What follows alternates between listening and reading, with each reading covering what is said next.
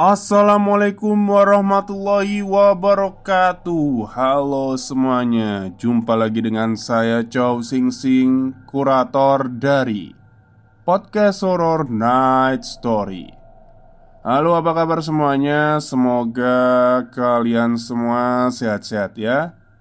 Dan seperti biasanya pada hari ini saya kembali dan akan menghadirkan sebuah kisah mistis untuk kalian semua. Kisah mistis kali ini saya datangkan dari treat horornya Mas Kalong yang menceritakan tentang Sengkolo. Oke, daripada kita berlama-lama, mari kita simak ceritanya. Sengkolo itu ada dimanapun dan kapanpun, akan selalu mengikuti selama manusia itu bernafas. Samar terdengar suara merintih lirih dari dalam rumah. Suara itu berasal dari mulut Warni, wanita beranak satu, istri dari Imam. "Aduh mas, sakit banget, sakit mas." Rintihan Warni sangat mengiba, membuat dia lelaki dan seorang perempuan tua yang berada di sampingnya merasa panik. "Ini tadinya gimana, Mam?" seru Pak Joyo, lelaki sepuh Bapak Warni. "Gak ngerti, Pak. Warni mulai ngerasa sakit dari tadi pagi pas mau berangkat kerja. Tapi parahnya pas mau maghrib tadi," jawab Imam. "Lah, sudah dibawa ke puskesmas belum?" timpal Mbok Siti, wanita umur 60-an, ibu dari Warni.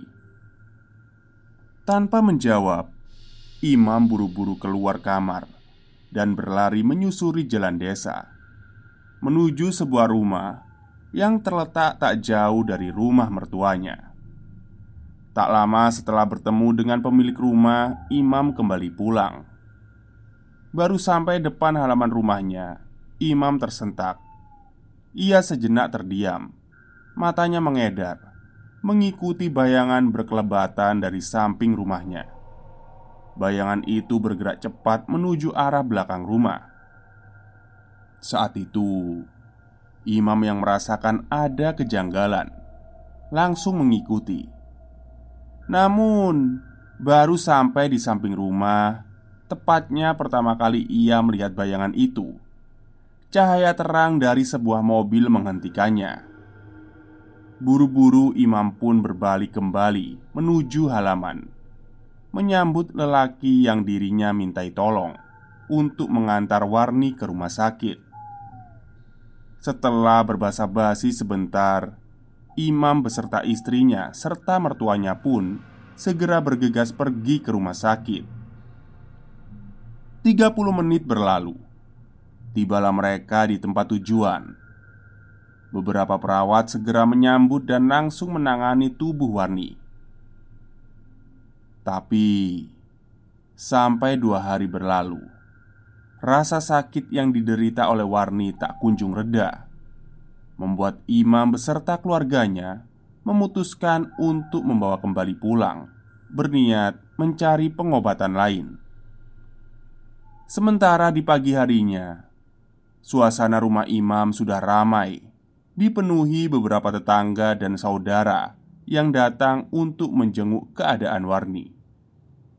Sampai waktu menunjukkan senja, barulah rumah Imam terlihat sepi. Dari sinilah malapetaka Sengkolo dimulai. "Mam, katanya dokter, Warni kena apa?" tanya Mbok Siti.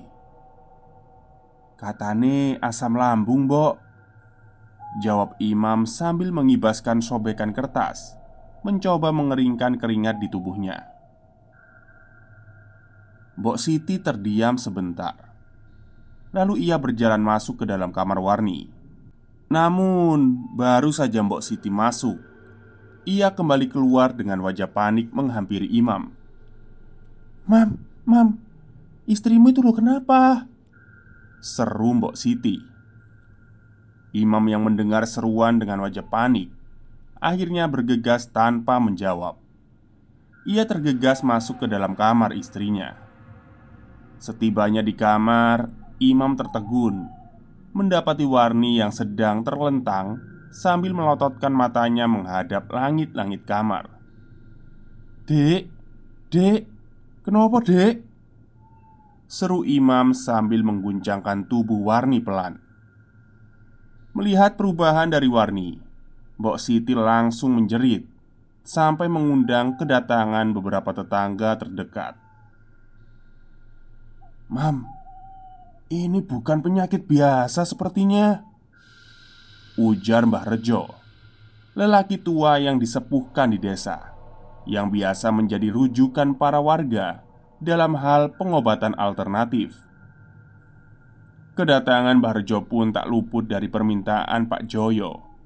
Sebab Pak Joyo pun juga menduga kalau sakit yang dialami anaknya itu bukan sakit medis. "Maksudnya, istriku sakit apa, Mbah?" tanya Imam masih panik. Mbah Rejo sebentar diam, kemudian bangkit dari tempat duduknya dan keluar dari kamar. Imam yang masih tersisipi rasa cemas dan bingung hanya menatap kepergian Mbah Rejo keluar dari kamar. Tapi karena penasaran, Imam pun mengikuti Mbah Rejo. Di luar, Imam semakin penasaran. Manakala melihat Mbah Rejo malah terus saja melangkah ke samping rumah. Mbah Rejo baru berhenti tepat di depan jendela kamar. Beberapa saat lamanya berada di tempat itu, tapi tak menemukan apapun. Mbah Rejo kembali masuk dan menuju kamar Warni, diikuti Imam di belakang. "Gimana, Mbah?" tanya Pak Joyo. Aku belum bisa memastikan. Tapi kalau dilihat dari kondisinya Warni, aku yakin ada sesuatu yang mengganggu," jawab Barjo. Mendengar penjelasan itu, Pak Joyo diam tertunduk seperti tengah berpikir, menyesapi makna dari ucapan Barjo. Hampir semua orang yang ada di dalam kamar pun menunjukkan hal yang sama. Tapi tidak bagi Imam. Justru wajahnya terlihat datar dengan seulas sunggingan menyengir. "Mam, ini harus ditirakati dulu. Simba tidak berani main-main karena ini bukan urusan sepele. Mengingat seminggu hari lagi dari malam ini, malam 1 Suro. Apalagi weton Warni Rabu Pahing. Itu bahaya bagi Warni kalau kondisinya seperti ini," ujar Mbah Rejo memberi penjelasan sebelum tangannya menggantungkan selai janur kuning di atas pintu kamar. Beberapa orang yang mendengar dan menyaksikan itu mengangguk mengiyakan, kecuali Imam. Ia yang lagi-lagi mencebik rasa tak senang. Sampai ketika Mbah Rejo berpamitan, Imam terlihat acuh. "Apa-apaan toh, Pak? Aku yakin Warni ini cuma sakit biasa. Kenapa sih harus pakai dukun segala?" Kali ini begitu sengit ucapan Imam. Hal itu seketika membuat seluruh orang yang masih di dalam kamar terkejut. Sampai Pak Joyo yang mendengarnya pun berdiri, meminta Imam untuk mengulangi kalimatnya. Tapi Imam malah melengos dan keluar kamar tanpa sepatah kata pun, membuat Pak Joyo geram dan heran dengan sikap menantu satu-satunya itu. Sedangkan Imam yang merasa tak bersalah atas sikapnya terus saja melangkah menuju teras depan, mengabaikan tatapan-tatapan para tetangga yang masih berkumpul. "Mam, ini terus gimana? Warni mau diobatkan kemana?" tanya Pak Joyo yang ternyata menyusul Imam. "Kalau bapak mau pakai dukun, saya nggak mau ikut-ikut," Tapi kalau mau nurut saya, Warni mau tak bawa ke rumah sakit yang lebih besar," saut Imam agak sengit. Mam, Mbah Rejo itu bukan dukun. Tapi Mbah Rejo itu cuman jaga-jaga. Kalau-kalau itu bukan penyakit medis. Ini kan namanya juga ikhtiar toh, Mam," jawab Pak Joyo menjelaskan. "Sampun toh, Pak. Intinya saya ndak mau kalau pakai Mbah Rejo. Besok pokoknya Warni mau tak bawa ke rumah sakit lagi. Terserah sampean sama yang lain setuju apa enggak. Yang jelas saya tetap tidak mau pakai jasanya Mbah Rejo," saut Imam kembali dengan sengit dan tetap kekeh. Mendengar kalimat sengit Imam, Pak Joyo hanya menggeleng.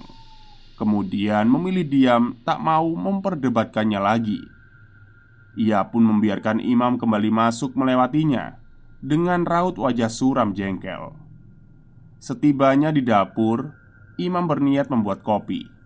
Namun baru saja tangannya mengaduk gelas berisi campuran kopi dan air panas, samar-samar telinganya mendengar suara geraman dari arah luar dapur.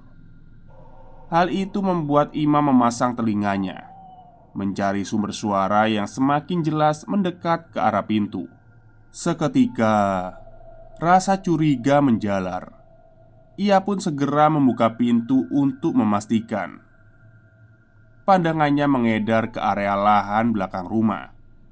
Sebelum akhirnya ia melangkah keluar pintu. Baru beberapa langkah, tiba saja sekelebat bayangan hitam dengan postur tubuh tinggi tertangkap matanya. Bayangan itu lalu berhenti, berdiri dalam posisi membelakangi sebuah pohon besar. Tertegun sejenak sebelum akhirnya Imam memutuskan untuk mendekati sosok itu. Curiga bila sosok itu mau berbuat jahat. Selangkah demi selangkah, Imam mendekati sambil terus mengamati bayangan itu. "Heh, sopo iku?" seru Imam bertanya. Tak ada jawaban. Sosok itu tetap tak bergeming, diam tak bergerak sedikit pun, membuat kecurigaan Imam berubah menjadi amarah.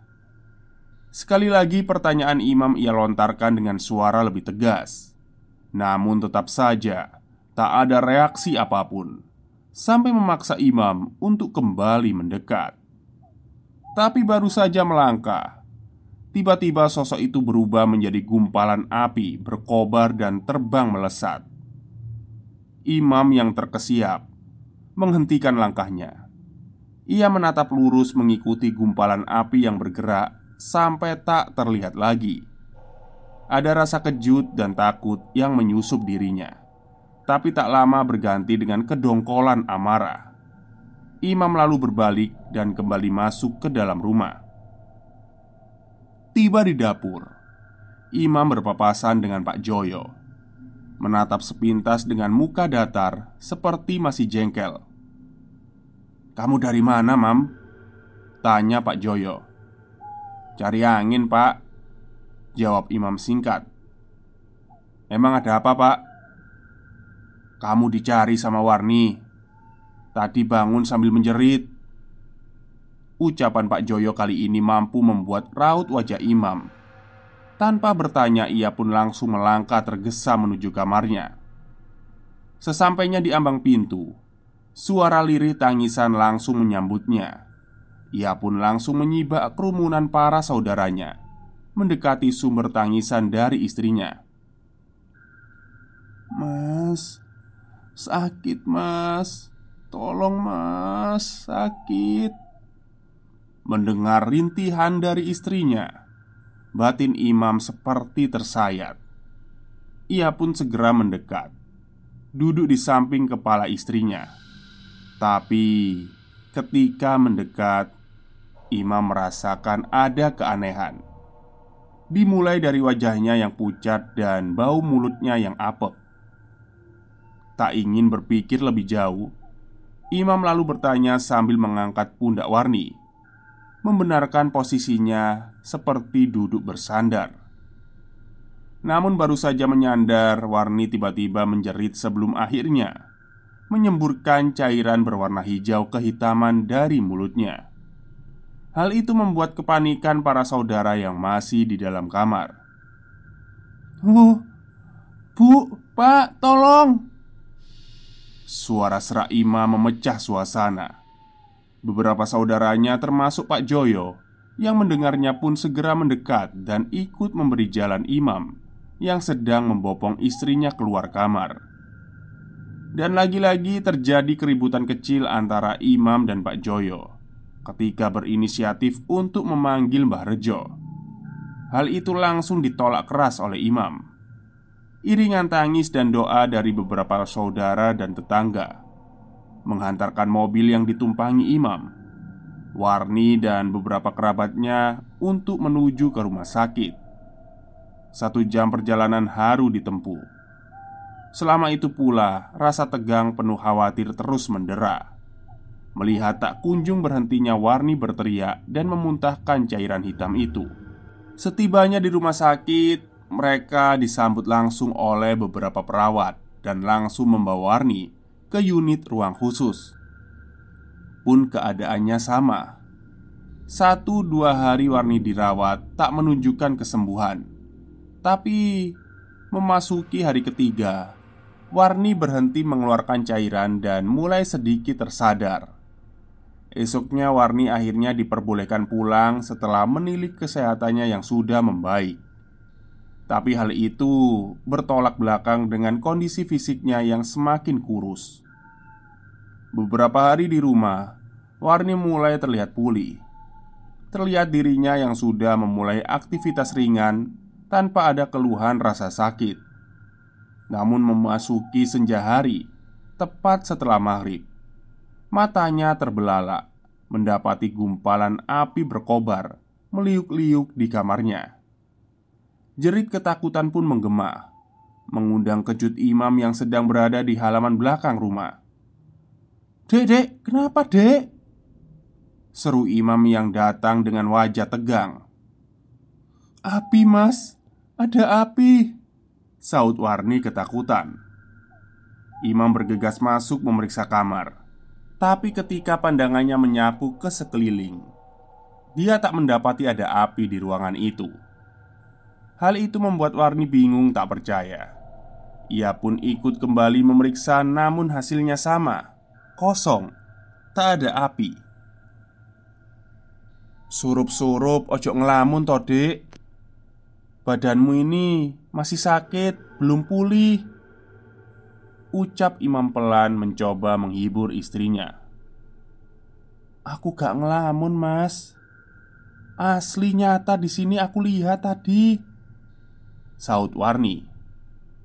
"Lah, saiki ndi buktine? Gak ono kan?" serga imam seraya merentangkan tangan. Warni pun terdiam. Ia merasa tak mampu menunjukkan bukti yang ia lihat. Menganggap istrinya berhalusinasi, imam meneruskan pekerjaannya yang sempat tertunda. Tanpa imam sadari, sore itu selepas asar, waktu sudah memasuki malam 1 suro. Selepas kejadian itu tak berselang lama setelah kepergian suaminya, Warni merasa kalau tubuhnya panas disertai rasa sakit seperti disayat. Beberapa sisa obat dari rumah sakit pun sudah ia telan, namun tak kunjung membuat sakitnya berkurang. Warni berjalan tertatih keluar kamar, berniat mencari imam suaminya. Tapi sesampainya di ambang pintu belakang, hanya suasana sepi yang ia temui. Teriakan beberapa kali untuk memanggil suaminya pun tak mampu membuat imam muncul. Warni lalu memutuskan untuk kembali masuk ke dalam kamar. Sesampainya di kamar, tubuhnya semakin panas. Selain badannya yang masih seperti tersayat, dari dalam perutnya juga mulai merasa ada sesuatu yang berjalan, menimbulkan rasa perih. Mungkin berbaring adalah pilihan Warni untuk meredakan rasa sakit itu. Namun, itu hanya sebentar. Selebihnya semakin menghujam. Warni lalu berguling, berusaha menahan rasa sakit, hingga tak sadar membuatnya terjatuh dari atas ranjang, tepat ketika tubuhnya menyentuh lantai. Tubuh Warni mulai lemas. Tubuhnya terasa dingin. 1 jam kemudian, setibanya imam di halaman depan rumah, ia dikejutkan oleh kerumunan para tetangga dan kerabat yang berkumpul di depan rumahnya. Hal itu memunculkan pikiran yang sudah-sudah kalau penyakit istrinya kambuh lagi. Tapi ternyata itu salah besar. Warni dinyatakan meninggal 1 jam yang lalu dengan kondisi yang mengenaskan. Wajahnya pucat dengan mata melotot seakan sedang melihat sesuatu yang sangat mengerikan. Bukan itu saja, dari mulutnya keluar cairan kental berwarna kehijauan dan baunya sangat busuk. Pak Joyo yang saat itu sudah berada di rumah seketika mendelik, melotot ke arah imam yang berdiri di ambang pintu. Ketidakpercayaannya imam terhadap hal goib kini menuai hilangnya nyawa anaknya sendiri. Hal itu membuat Pak Joyo, bapak Warni, marah besar. "Iki kabeh gak bakal kedaden nek kowe gelem nuruti omongane wong tuwa. Saiki deloken, deloken kanggo matamu. Warni mati gara-gara kowe. Terus saiki arep piye?" Dengan penuh amarah, Pak Joyo berucap mengintimidasi imam yang hanya berdiri diam sambil tertunduk. Tak ada satu kata pun yang terucap dari bibir menantunya itu. Imam sudah tidak bisa berkata-kata. Lututnya lemas, ia jatuh duduk bersimpuh, meratapi kepergian istri tercintanya secara tragis. Sengkolo itu ada dimanapun dan kapanpun, akan selalu mengikuti selama manusia itu bernafas. Oke, itulah treat pendek dari Mas Kalong ya, Sengkolo. Ya, Sengkolo itu kalau dalam Jawa, Pribon Jawa, itu adalah sebuah weton yang mengalami nasib buruk, musibah lah, karena energi negatif yang menyerang mereka. Saya kurang paham ya, tapi yang saya ketahui sedikit ya itu tadi. Jadi istilahnya itu mungkin ya. Jadi kayak waktu weton kita, pas weton kita itu ada sesuatu hal goib yang menyerang. Karena katanya kalau mendekati atau pas hari weton kita itu, tubuh kita itu kayak apa ya, perlindungannya itu melemah. Mungkin seperti itu ya. Jadi kayak mudah terkena sengkolot, atau kayak kiriman-kiriman mungkin ya, kiriman-kiriman hal-hal goib gitu. Ya bisa jadi ada yang gak seneng juga. Makanya kan kalau orang dulu itu sangat hati-hati. Hati-hati dalam artian gini, mereka itu gak mau ngomongin tanggal lahir atau kayak wetonnya sendiri. Misalnya ada yang Selasa Kliwon nih, dia nggak akan dia omongin gitu loh. Jadi soalnya itu jadi kelemahan mereka kalau misalnya ngomong Selasa Kliwon. Jadi orang yang nggak seneng itu bisa nyerang kita di hari Selasa Kliwonnya kayak gitu. Tapi sekarang banyak kok ya website yang kayak bisa mengetahui weton kita itu kan ya, cuma nulis tanggal lahir doang gitu. Tapi ya nggak selalu valid sih. Dan orang dulu juga kebanyakan wetonnya itu kalau weton-weton yang sakral itu biasanya dipalsukan. Tanggal lahirnya di akte itu dipalsukan. Biasanya sih kayak gitu. Ya mungkin itu saja ya yang sedikit saya ketahui mengenai weton dan sengkolo.